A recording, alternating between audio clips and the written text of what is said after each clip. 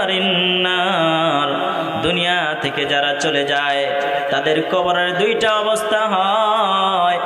এক অবস্থা হচ্ছে প্রতিটা মানুষ যারা ওই সমস্ত মানুষগুলো যারা নেক আমল করে কবরে যায় তাদের কবরটা আল্লাহ তাআলা জান্নাতের বাগান বানায় দেয়, সুবহানাল্লাহ।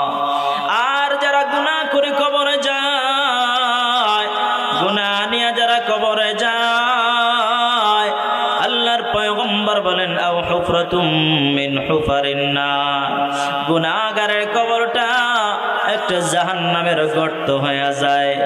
ওই কবরের মধ্যে শাস্তি শুরু হয়ে যায়, এমন শাস্তি হয় আল্লাহর পয়গম্বর বলেন কবরের শাস্তি যদি দুনিয়ার কোনো মানুষ দেখতো ওই মানুষটা পৃথিবীর জমিনে স্বাভাবিকভাবে বসবাস করতে পারত না।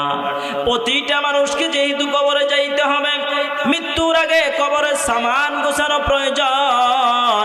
মৃত্যুর আগে কবরের সামান গোছায়া কবরের দিকে রওনা দেওয়া দরকার।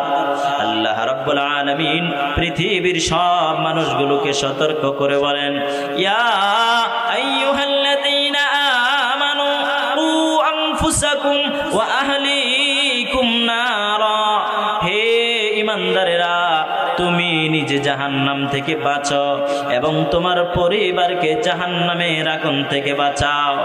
ও দুনিয়ার ঈমানদারেরা, পৃথিবীর মায়া ত্যাগ করে দুনিয়া ছেড়ে চলে যাইবা। দুনিয়া ছেড়ে চলে যাওয়ার পর তোমার কিন্তু আমল করার সুযোগ নাই, নেক আমল করার সুযোগ নাই। দুনিয়ায় যতদিন থাকবা ততদিন নেক আমল করতে পারবা। দুনিয়া থেকে বিদায় নিলে নতুন করে আমল করার সুযোগ নাই। এই জন্যই আল্লাহ তাআলা বলেন ও আনফুসাকুম ওয়া আহলিকুম নার, হে ঈমানদারেরা তুমি নিজে জাহান্নাম থেকে বাঁচাও, তোমার আহলো পরিবারকে জাহান্নাম থেকে বাঁচাও। আমাদেরকে জাহান্নাম থেকে বাঁচা দরকার। আমাদের আহলো পরিবারের সন্তানাদি ভাই বেরাদার আত্মীয় স্বজন সবাইকে জাহান্নামের আগুন থেকে বাঁচানো দরকার। কেমনে নিজে জাহান্নাম থেকে বাঁচবেন জানেননি? নিজে নেক আমল করবেন, আল্লাহর বিধান পালন করবেন। আল্লাহর বিধান পালন করে নেক আমল করলে পরেই জাহান্নামের আগুন থেকে বাঁচা যাবে, সুবহানাল্লাহ। মহান রব্বুল আলামিন আমাদেরকে যখন দুনিয়া থেকে বিদায় করে দিবেন, সব মানুষগুলো দুনিয়া থেকে চলে যাওয়ার পর প্রথম ঘাঁটি হবে কবর। ওই কবরটা হচ্ছে ইমিগ্রেশনের মতো। যারা পার পেয়ে যাবে তারা বিভিন্ন দেশের মধ্যে ভ্রমণ করতে পারবে, আর যারা ধরা খেয়ে যাবে তারা জাহান্নামের দিকে চলে যাবে, আটকে যাবে, জেলখানায় যাবে। আল্লাহর পয়গম্বর সাল্লাল্লাহু আলাইহি ওয়াসাল্লাম বলেন কবর এমন একটা ঘাঁটি যেই ঘাটির মধ্যে নেক আমল ছাড়া কোনো মানুষ পার পাবে না। কবর এমন একটা ঘাঁটি যেই ঘাটির মধ্যে আল্লাহ তাআলার বিধান পালন করা ব্যতীত গেলে ধরা খেয়ে যাবে। যেই মানুষগুলো দুনিয়ার জমিনে আল্লাহর বিধান পালন করে যাবে, যেই মানুষগুলো দুনিয়ার জমিনে থেকে আল্লাহ তাআলার ফরজ বিধানগুলো, আল্লাহ তাআলার বিধানগুলো পালন করবে সঠিকভাবে, সেই মানুষগুলো কবরের মধ্যে শান্তিতে থাকতে পারবে। আর যেই মানুষগুলো দুনিয়ায় থেকে আল্লাহর বিধান পালন করবে না, নামাজ ত্যাগ করবে, রোজা ত্যাগ করবে, হজ যাকাত থেকে দূরে থাকবে, আল্লাহর ওয়াদান পালন করার থেকে বিরত থাকবে, ওই মানুষগুলো কবরের মধ্যে ধরা খেয়ে যাবে। আল্লাহর পয়গম্বর সাল্লাল্লাহু আলাইহি ওয়াসাল্লাম সাহাবায়ে কেরামকে যখন কবরের কথা বলতেন, সাহাবায়ে কেরামগণ জোর করে কাঁদতেন, হাউমাউ করে কান্নাকাটি করতেন। হযরতে ওমর কাঁদতে কাঁদতে চোখের নিচে কালো দাগ হয়ে গেছে। হযরতে ওমরকে সঙ্গী সাহাবায়ে কেরামগণ বলতেন, ও আল্লাহর পয়গম্বরের সাহাবী, ও খলিফাতুল মুসলিমিন, ওগো হযরতে ওমর, আপনার চোখের নিচে কালো দাগ হয়ে গেছে। আপনি যদি কিছু মেডিসিন ব্যবহার করেন, কোন ঔষধ যদি আপনি ব্যবহার করেন আপনার চোখের নিচের কালো দাগ উঠে যাবে। আল্লাহর পয়গম্বর সাহাবী হযরতে ওমর বলতেন, ও আমার সঙ্গীরা, আমার তো তেমন কোন আমল নাই, কি নিয়ে আল্লাহর সামনে দাঁড়াবো, কি নিয়ে কবর দেশে রওনা দিব, আমার কবরে কি নিয়ে যাব? আমার চোখের নিচের কালো দাগ যদি থাকে, আল্লাহ তাআলা আমাকে যদি জিজ্ঞেস করেন, রে ওমর তোমার চোখের নিচে কেন দাগ হলো রে? আমি আল্লাহর কাছে বলবো, আল্লাহ দুনিয়ায় তেমন কোন আমল করতে পারি নাই, তোমার সন্তুষ্টি অর্জন করার মতো তেমন কোন আমল আমার নাই। আল্লাহ তোমার জাহান্নামের ভয়ে, কবরের ভয়ে, আয় আল্লাহ তোমার জালালিয়াতের ভয়ে, তোমার কুদরতি শক্তির ভয়ে কান্না করে করে চোখের নিচে কালো দাগ ফেলে দিলাম। আল্লাহ যদি তুমি চাও আমার এই কান্নার সিলায় আমাকে মাফ করে দাও। সুবহানাল্লাহ।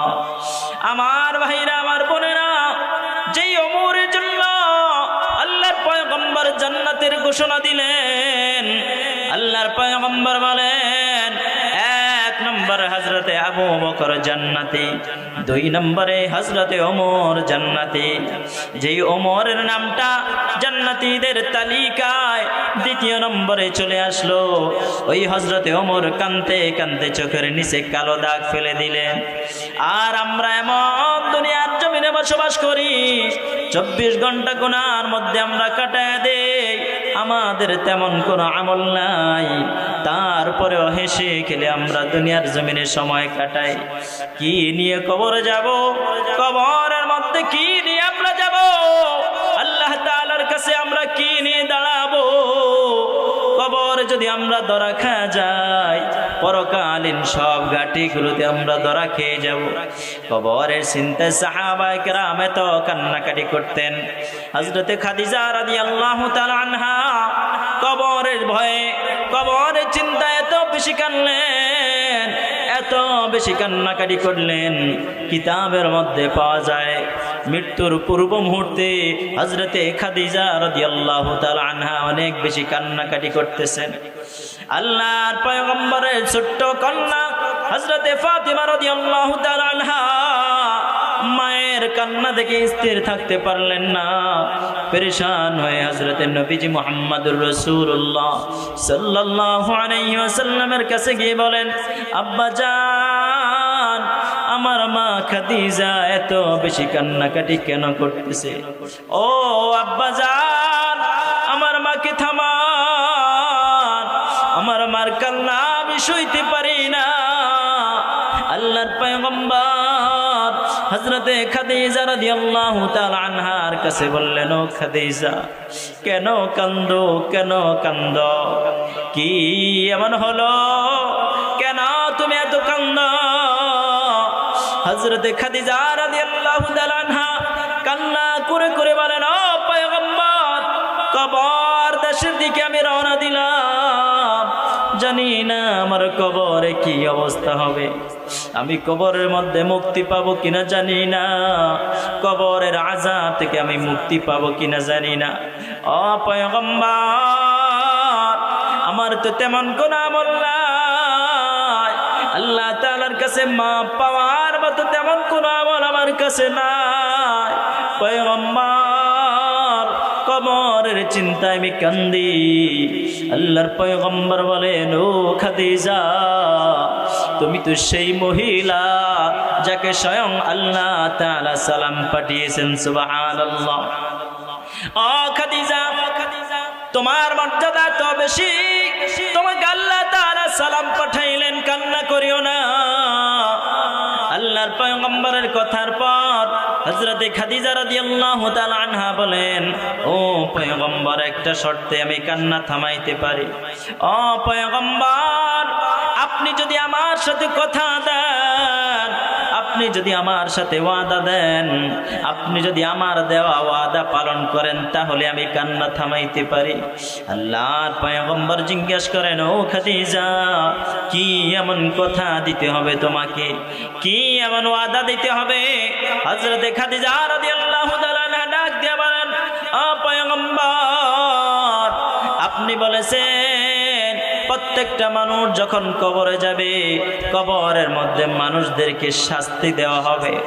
ও পয়গম্বর, আমি চাই আমি কবরে যাওয়ার পর ফেরেশতারা যখন আমাকে সওয়াল জবাব করবে, প্রত্যেকটা মানুষকে জিজ্ঞেস করা হবে, মান রাব্বুকা ওয়া মা দীনুকা ওয়া মান নাবিয়ুকা।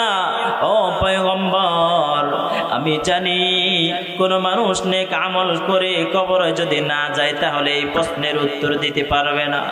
আমি চাই আমাকে যখন ফেরেশতারা প্রশ্ন করবে, আপনি সেই প্রশ্নের উত্তর কবরের বাহির থেকেই দিয়ে দিবেন। যতক্ষণ পর্যন্ত আমার কবরের মধ্যে প্রশ্ন উত্তর পর্ব না শেষ হবে, ততক্ষণ পর্যন্ত আপনি কবরের পাশ থেকে সরবেন না। আল্লাহর পয়গম্বর চোখের পানি ছেড়ে দিয়ে বলেন, খাদিজা রে, কোন মানুষের কবরের প্রশ্নের উত্তর জীবিত মানুষেরা দিতে পারে না। খাদিজা, আমার বিশ্বাস আল্লাহ তাআলা তোমার কবরের মধ্যে শাস্তি দিবেন না। কারণ কি জানোনি, তোমার কন্যা ফাতেমা জান্নাতের সরদারিনী হবেন। সুবহানাল্লাহ। শুধু তাই নয়, আল্লাহ তাআলা যেহেতু তোমাকে সালাম পাঠিয়েছেন, তুমি যেহেতু আখিরি পয়গম্বরের স্ত্রী, আমার মনে হয় তোমার কবরের মধ্যে আযাব হবে না। এই কথাগুলো শোনার পরেও হযরতে খাদিজা রাদিয়াল্লাহু তাআলা আনহা কান্না থামে নাই। আল্লাহর পয়গম্বর বলেন, ও খাদিজা, কি করলে তোমার কান্না থামবে বলো?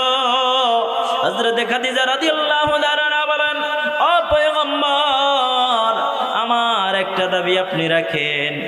আপনি যখন মৃত্যুবরণ করব, আমি যখন মৃত্যুবরণ করে কবরের পথে রওনা দিব, প্রতিটা মানুষকে কবরের দিকে নেওয়ার সময়, প্রতিটা মানুষকে কবর দেওয়ার আগে কাফনের কাপড় পরানো হয়।